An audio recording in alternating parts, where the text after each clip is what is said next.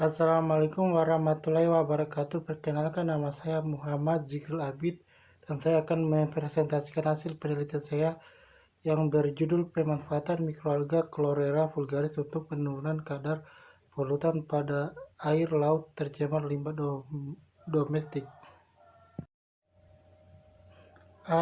Adapun poin-poin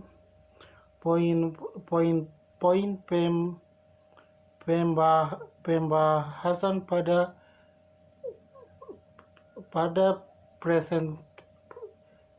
presentasi kali ini antara lain yaitu satu, tujuan; dua, manfaat; tiga, mikroalga Chlorella vulgaris; empat, upaya mengurangi polutan; lima, manfaat mikroalga Chlorella vulgaris; enam, waktu dan tempat; tujuh, variabel penelitian; delapan, prosedur kerja; sembilan, hasil dan pembahasan; 10, kesimpulan. Adapun tujuan penelitian ini: satu, untuk mengetahui teknik pemanfaatan mikroalga Chlorella vulgaris untuk penurunan kadar polutan; dua, untuk mengetahui apa pengaruh Chlorella vulgaris terhadap kadar polutan. Oke, next, manfaat mikroalga. Manfaat penelitian.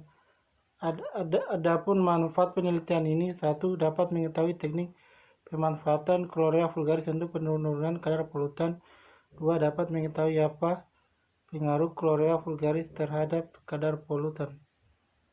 Next, pengertian mikroalga Chlorella vulgaris. Mikroalga Chlorella vulgaris merupakan mikroalga yang termasuk dalam kelas Chlorophyceae yang memiliki senyawa bioaktif alami seperti karotenoid, senyawa fenol, sulfat polisakarida, dan vitamin yang salah satu fungsi dari senyawa-senyawa bioaktif tersebut dapat mempengaruhi regulasi sel, respon kekebalan tubuh, dan sebagai antioksidan.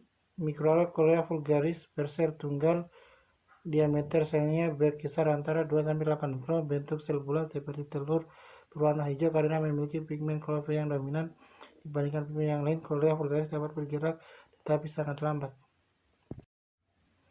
Oke, next, upaya mengurangi pencemaran. Salah satu upaya untuk mengurangi tingkat pencemaran pada perairan adalah menggunakan limbah tersebut sebagai media pertumbuhan mikroalga, di mana mikroalga mampu mengurangi beban pencemaran pada air limbah. Mikroalga yang digunakan dalam pengolahan limbah salah satunya adalah Chlorella vulgaris, karena mikroalga ini mempunyai kelebihan diantaranya dapat hidup pada salinitas rendah atau tinggi, dapat hidup pada berbagai tipe perairan, serta menyerap logam. Oke, next, manfaat mikroalga Chlorella vulgaris. Chlorella vulgaris mampu mengurangi kadar logam berat pada perairan. Kemampuan tumbuh Chlorella vulgaris pada lingkungan tercemar karena memiliki poliamin untuk adaptasi pada ekosistem air yang tercemar. Logam berat poliamin juga berperan sebagai molekul yang mampu melindungi terhadap risiko tekanan dari lingkungan. Semua jenis mikroalga dapat berpotensi besar sebagai agen bioremediasi, akan tetapi hanya jenis mikroalga Chlorella vulgaris yang sering digunakan untuk agen bioremediasi. Next, waktu dan tempat. Penelitian ini akan dilaksanakan pada bulan Juli sampai Agustus 2021. Pengambilan sampel air laut bertepatan di Teluk Kendari. Identifikasi kadar polutan akan dilakukan di Laboratorium Perikanan Universitas Halu-Oleo. Next, variabel penelitian. Variabel tadi yaitu untuk menganalisis kandungan COD, nitrat, dan amonia pada air laut setelah dikultur menggunakan mikroalga. Variabel bebas yaitu untuk mengetahui pengaruh mikroalga Chlorella vulgaris terhadap kadar polutan. Next, prosedur kerja.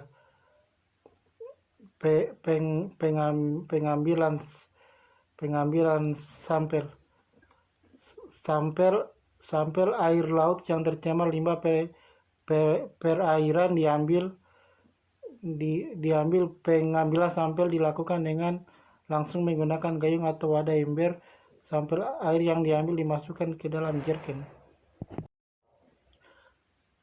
Pembuatan medium tumbuh biakan mikroalga. Medium tumbuh yang digunakan untuk pertumbuhan Chlorella vulgaris adalah medium walni. Medium ini digunakan karena sesuai dengan medium stok murni. Perbanyakan kultur mikroalga. Perbanyakan kultur mikroalga diperlukan untuk membuat biakan stok dan biakan kerja dalam penelitian. Dalam pembuatan biakan stok sebanyak 500 ml bibit Chlorella vulgaris dengan nilai absorbasi yang diketahui dimasukkan ke dalam 450 ml medium walni. Biakan tersebut diperbanyak hingga mencapai 1 liter untuk selanjutnya disimpan dalam lemari inkubasi. Tahapan pembuatan biakan kerja sama dengan pembuatan biakan stok, kemudian diperbanyak hingga mencapai 3 liter. Biakan kerja disimpan di dalam lemari inkubasi untuk selanjutnya digunakan sebagai biakan starter pada penelitian. Sebelum biakan inokulasi digunakan pengukuran nilai absorbasi dan kerapatan biomasa mikroalga. Next, pengukuran optical density. Pengukuran optical density dilakukan menggunakan spektrofotometri sinar ganda UV vs JASCO V530 hasil dari pengukuran menggunakan spektrofotometri sinar ganda UV vs JASCO 530 berupa nilai absorbansi terhadap panjang gelombang. Panjang gelombang yang digunakan untuk pengukuran absorbansi Chlorella vulgaris adalah 680 nm. Pengukuran dilakukan sebanyak 7 kali dalam 15 hari. Analisis kandungan COD. Sampel dimasukkan ke dalam tabung reaksi sebanyak 1 ml dan ditambahkan 2 ml per reaksi destruksi deret kecil, lalu diaduk dengan vortex hingga homogen selama 30 detik. Setelah itu sampel dimasukkan ke dalam heating block dan didestruksi selama 2 jam pada suhu 1500 derajat Celcius. Selanjutnya heating block dimatikan dan tabung reaksi dipindahkan ke dalam rak tabung untuk didinginkan hingga mencapai suhu ruang. Sampel dimasukkan ke dalam kuvet pada alat spektrofotometer JASCO V530. Absorbasinya diukur pada panjang gelombang 600 nm dan hasilnya dicatat. Next, analisis nitrat. Sampel uji sebanyak 0,5 ml diambil menggunakan pipet Mohr 2 ml, kemudian dimasukkan ke dalam tabung reaksi. Asam salisilat 5% ditambahkan sebanyak 1 ml ke dalam masing-masing tabung reaksi. Larutan diaduk dengan pengaduk vortex, kemudian didiamkan selama 30 menit. Kemudian ditambahkan NaOH4n sebanyak 10 ml. Larutan dikocok dengan pengaduk vortex, kemudian didiamkan selama 1 jam. Kemudian dimasukkan ke dalam kuvet pada alat spektrofotometer. Hasil serapan masuk dibaca dan dicatat pada panjang gelombang 409 nm. Next, analisis amonia. Sebanyak 4 ml sampel ditambahkan 0,5 ml per reaksi salisilat ditambahkan 0,5 ml per reaksi diklor asam sianurat campuran, kemudian diaduk dengan vortex direct dan didiamkan selama 30 menit. Serapan diukur dengan spektrofotometer pada panjang gelombang 655 nm. Next, hasil dan pembahasan. Berdasarkan hasil pengamatan menunjukkan bahwa kadar polutan pada air laut yang tercemar memberikan pengaruh bahwa mikroalga Chlorella vulgaris dapat menurunkan kadar polutan setelah dianalisis COD, nitrat, dan amonia menggunakan spektrofotometri. Next, simpulan. Simpulan pada penelitian ini: 1.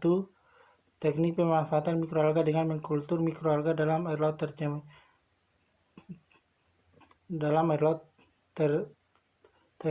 tercemar, kemudian